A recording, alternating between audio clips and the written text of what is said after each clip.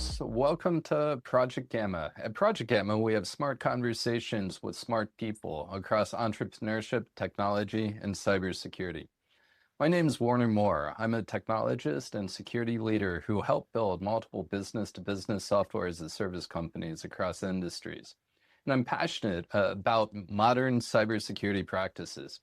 I'm also the founder of Gamma Force. At Gamma Force, we help tech and health tech companies with cybersecurity strategy by acting as their fractional security organization. Orlie Benjamin has an educational background in law, and she pivoted that into business. Her career was multifaceted across business strategy, customer experience, and marketing. After a meaningful career, Orlie decided to table flip and founded Lasoh, and she's working to create more entrepreneurs. Welcome, Orlie. Thanks for being here. Warner, thank you for having me. Well, let's start with your origin story. You started on a path, a pretty impressive one at that, becoming a lawyer. You're at JD. You decided to do it differently, going into business. Share more about that. How do you choose the path you're on? I would say I started on the path my parents told me to go down, which, as the child of two immigrants who value education, the answer always was be a doctor or a lawyer. Of course, my brother is a doctor and my dad is one too. So I don't like blood. And I was like, well, maybe this whole lawyer thing will work out. I got into law school, went through the whole program, passed the bar. But while I was in school, I started to recognize that I had interest in some of the business law classes specifically. And that's when I explored adding an MBA to the law degree. They let you do it for like one more year and they basically let you in for free. So it felt like a no risk situation where I could maybe figure out how to kick the can down the road on my career and figure out an exit strategy for something I found to be quite boring while I was doing it. Nice. Well, one thing we often glamorize is the young dropout founder. What's understated in entrepreneurship is those who are more commonly successful have had a career, built experience, learned an industry. You've had some big jobs in your career. How'd that translate to the company you founded? I think that my career has been super nonlinear, a bit jagged. I've worked in a variety of industries and in a variety of functional areas. I worked at American Airlines in pricing strategy, and then I worked in digital marketing at Victoria's Secret, and then I worked at strategy and product design at NetJet. So like none of those functional areas are the same. And then none of those industries are the same. And then I went on and moved to CPG and eventually worked as head of marketing at a California-based startup. Throughout all these really disparate experiences, I saw a common thread, which was my interest in people. And fundamentally, I think really great businesses are businesses that work backwards from customer pain and solve solutions for people. Whether it's pricing strategy, which is really around changing behavior based off of pricing, or marketing, which is really around influencing behavior to drive more revenue, or even customer experience strategy, which is around understanding friction and pain points and solving them. All of those things really were all about people at the end of the day that engage with the business and value to people. When I went to Scott's, which is the CPG company I was referencing, I worked in the innovation group and I had the opportunity to build from 0 to 1. That was the first time I was exposed to entrepreneurship in a corporate setting because I was given the opportunity to build something from scratch. And I was like way too into it, right? I'd always been a part of a much bigger ship, steering the bigger ship, but there were a lot of us on the ship and the ship was big. Having the opportunity to be given complete ownership over building something really unlocked something in me that I didn't know existed. And then after that, I was put in the corporate venture capital group and I got really jealous of founders and I realized I was on the wrong side of the table. So that's when I actually decided, okay, I'm leaving corporate America. I'm going to go pursue learning about entrepreneurship. I was in my sort of late to mid 30s at that point, and I had never even been exposed to it until a corporate environment put me in touch with it. Because my whole life, I've got this sort of risk averse parents that are all about doctors and lawyers. You never go look at something high risk like entrepreneurship and betting on yourself. That just seems entirely radical. So it was completely off my radar, but I eventually meandered my way into it. And I feel like I'm really on my path now. I didn't know that about your background, the corporate entrepreneurship, I believe. I'm curious, I have some founder friends, and this isn't too unusual. Did your parents go so far as that they give you a difficult time because they can't relate to the entrepreneurship path you took? Or Absolutely. yeah. Absolutely. Like they thought I was crazy. They still worry about me. One of the first things I did, the first business I built outside of that corporate setting, was I bought some land near a state park here in Ohio. Hmm. I bought a lot of land because I started to see trends that this sort of drive to destination vacation rental business industry was booming. It all happened when my favorite place sold out in 30 minutes for a whole year. And I'm like, okay, there's a demand here. So they thought I was nuts. I refinanced my house, bought 78 acres of land, and built a custom built vacation rental business. The first year, we netted six figures. I couldn't believe how well it did.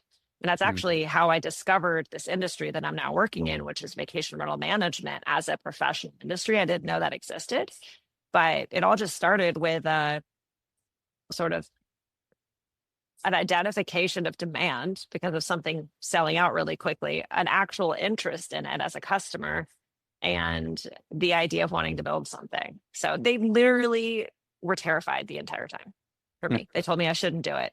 I'm being too risky. Yeah, it's definitely not the easy path, but I think for some folks, it's certainly the right path. One thing I like about your approach, and you've mentioned this, being customer centric, and you also shared that part of founding Lasso, you stumbled into a problem, essentially the first business you founded with your rental properties. So talk more about being customer centric, identifying the problem and how you solved and found the problem in the market.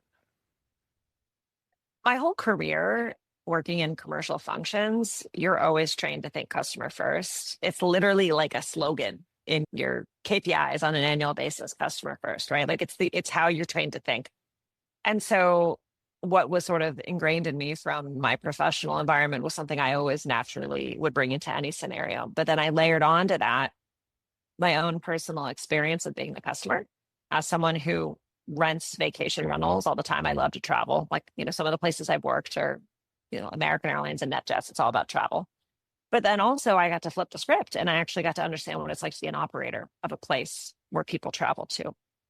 And so by understanding the stakeholder scenarios of both guest and host, it actually helped me understand pain points in that stakeholder relationship that I could imagine solutions to because of the work experience I had had and seeing how other industries have playbooks because they're more established later life stage industries, whether it's around sort of experience strategy or around nurture marketing and relationship management. Those are things that other industries have solved, but this industry that's younger because it's a newer industry hadn't really unlocked yet. And so identifying the pain, imagining a solution, feeling it personally from multiple angles, those were all part of the problem identification process.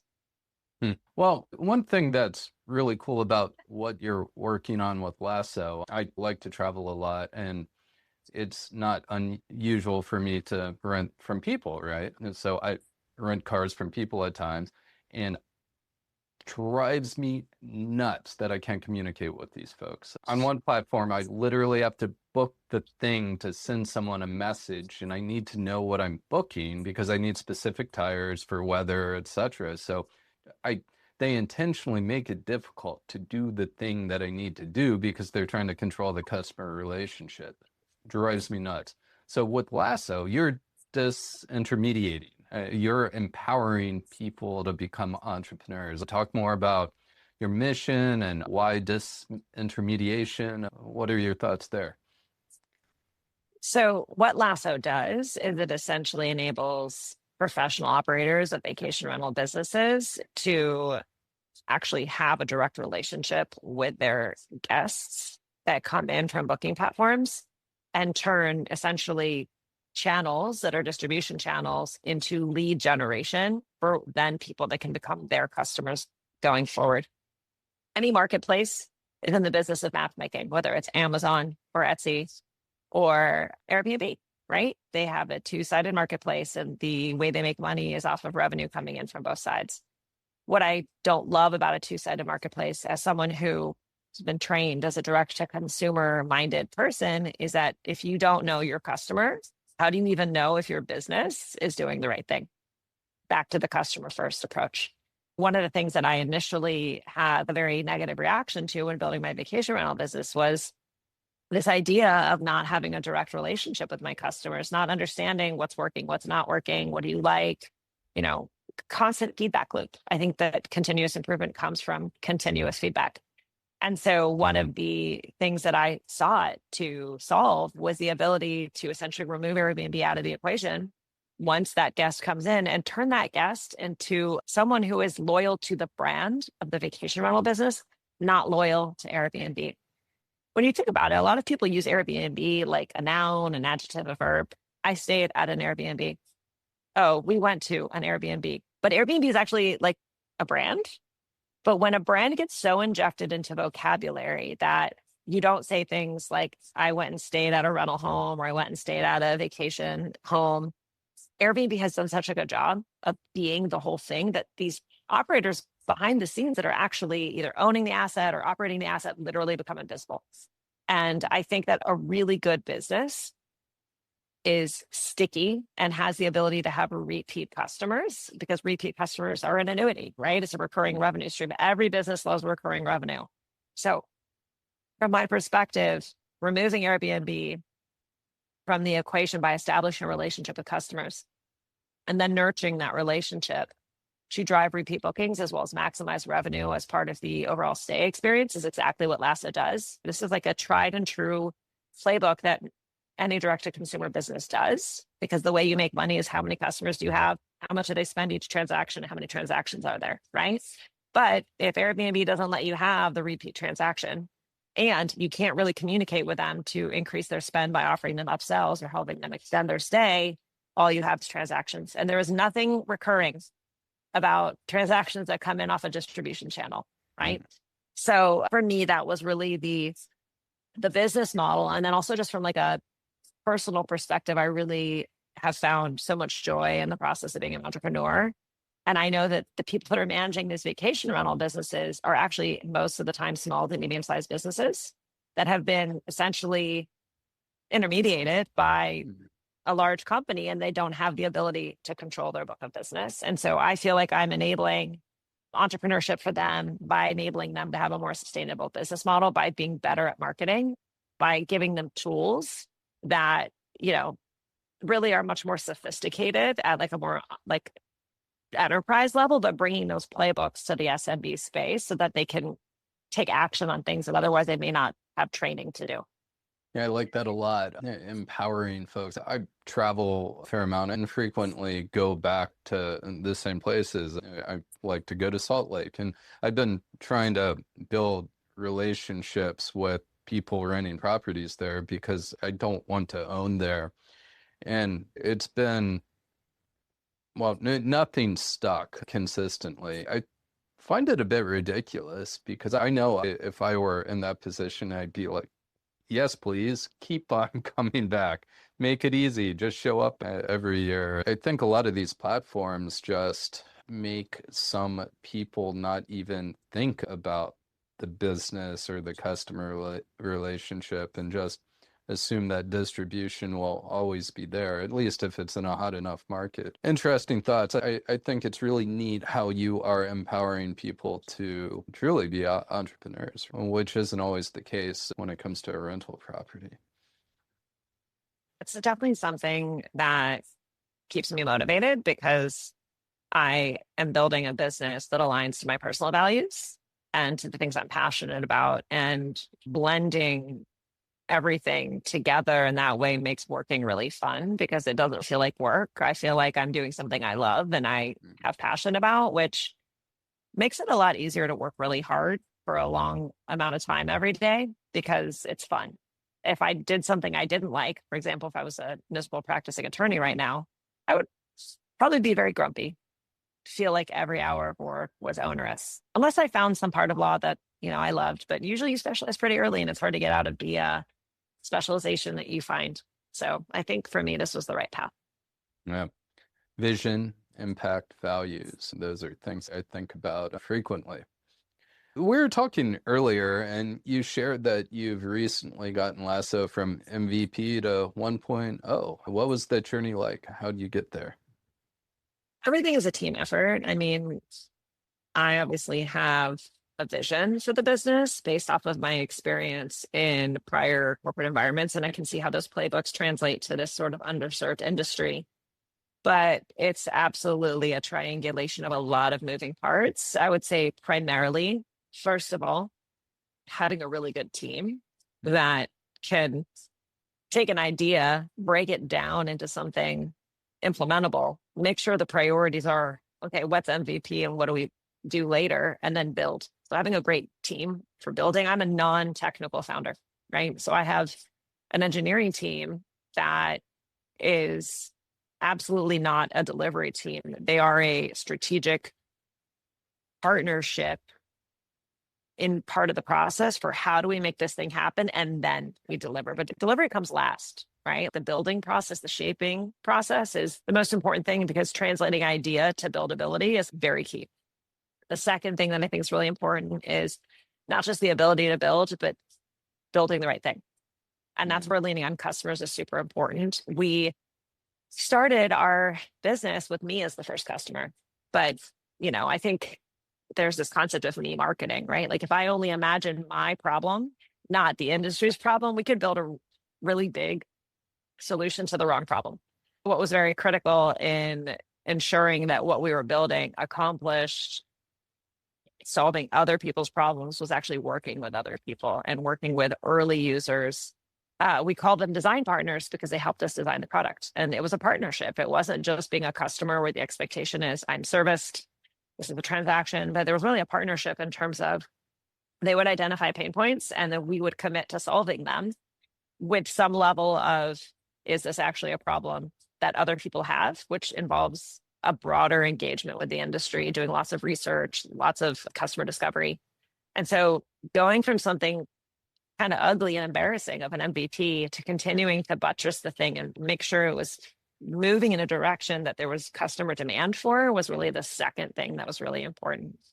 And then I'd say finally, just having some money to do all that. I was very fortunate to get grants and I bootstrapped, pay other folks that were high quality and engage other folks to get help because there was a little bit of money to take the idea to a place of being actionable.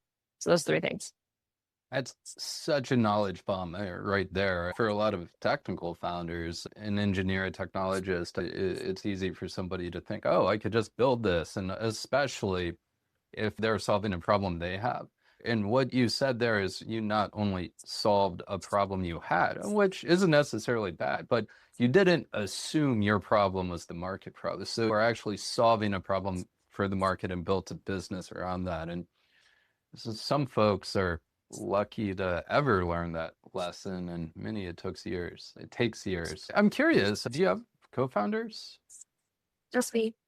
I commonly have conversations with non-technical founders who are trying to navigate the creating a product when they are not technical. How do you navigate that? It sounds like you figured it out really well. Slow and sloppy at the beginning. At the beginning, I had a co-founder for 3 weeks. That was clearly just a mismatch in terms of skill set and life experience. And that was, so we sort of unwound that very quickly. Then I hired someone who on paper looked really legitimate. And when actions and words didn't line up consistently for a while, and I had spent about 50 grand of my own money, a lot of people probably would have quit at that point because I was also not really fully working. I was doing some consulting, like I was kind of moving towards the direction of being all in. So the third time was a charm. And I leaned on my network to find what is now one of the engineers at the company. And he and I just worked really closely together on building something in collaboration with customers and doing a little bit of reverse engineering in terms of like looking at the marketplace. Where do we want to play? Where do we not want to play? And so the ability for me to kind of bring in a level of industry knowledge and sort of customer centricity, and for him to bring in his building capabilities and this ability to mesh those two things together were really important. I also was able to find a really good product designer. And so it was very early on a product designer, a full stack engineer, and someone who really helped sort of project manage some things. And as we started to get more customer traction, I was able to dig up some more grant money for us by doing, administrative things like ex-lawyers do and applying to things, and got us more money. And we actually started moving faster. And then he brought on his partner, and now we had 2 engineers. And then now we're at 3 engineers, and I have a fractional product leader. So it's been organic and slow, and it's been bumpy in terms of finding the right talent. And that's like why I said early on, I started with the right team, because ideas are cheap and everybody has them. But if you can't bring your ideas to life and you can't execute them, it doesn't matter. And there's so much I can't do. I have plenty of skills, but there's also plenty of things I can't do. And so like really being aware of like, where do I need to build capabilities around my skills so that we have a full stack team as a business is like absolutely one of the most fundamental things in my job. A strong team is a luxury. Back when I was building health tech companies, something we said all the time is that people were our competitive advantage, and they were.